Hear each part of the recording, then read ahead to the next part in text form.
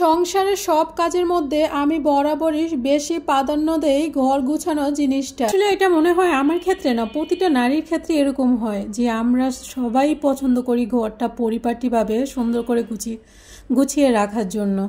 তো আমি যাই হোক মানে যতটুকু সম্ভব সুন্দর করে গুছিয়ে রাখি, আমি যতটুকু পারি। আসলে আমার কাছে আবার অগুছানো কিছুই ভালো লাগে না। আমি দরকার হলে এক টাইম না খেয়ে থাকতে পারবো, কিন্তু অগুছানো আমার কাছে একদম ভালো লাগে না। আমি যতই অসুস্থ থাকি সুস্থ থাকি আল্লাহর রহমতে, আমি অসুস্থ থাকলেও আমি সব সময় সুন্দর করে সব কিছু গুছিয়ে রাখি।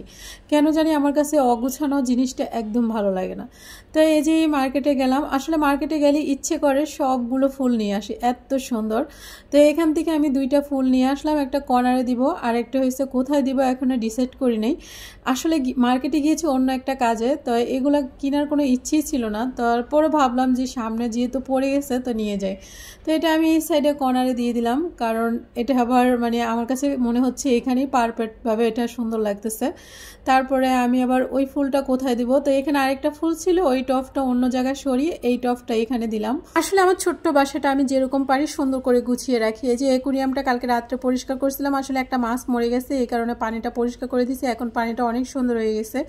আসলে একটা জিনিস সবসময় আমি মনে করি যে খাবারটা যেরকমভাবে রান্না করি না কেন, আমি যদি এই জিনিসটা সুন্দর করে পরিবেশন করি, খাবারটা যদি খেতে মজাও না লাগে, টেস্টও না হয়, তাহলে দেখে গেছে মানে যে খেতে বসবে সে দেখে অনেকটা স্বস্তি বোধ করবে যে হয়তো জিনিসটা অনেক টেস্ট হয়েছে, মানে অনেকটা ভালো লাগবে, তার দেখেই মনটা ভরে যাবে খাবারটা যেরকমই হোক।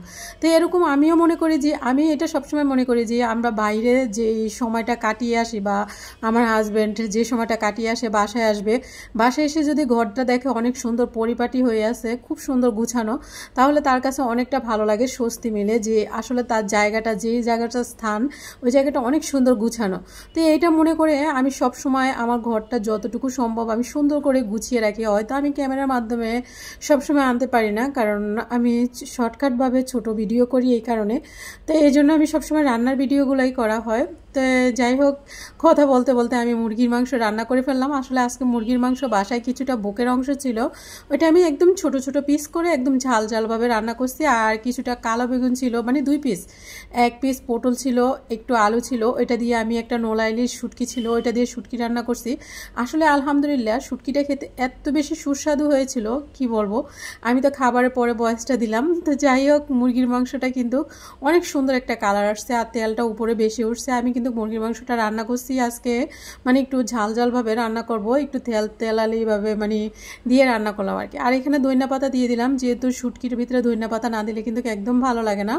তো এদিকে ডালও বসা দিয়েছে। আমার বাসায় প্রতিদিন ডাল থাকতেই হবে, ডাল বা টক, মানে এই জিনিসটা থাকতে হবে।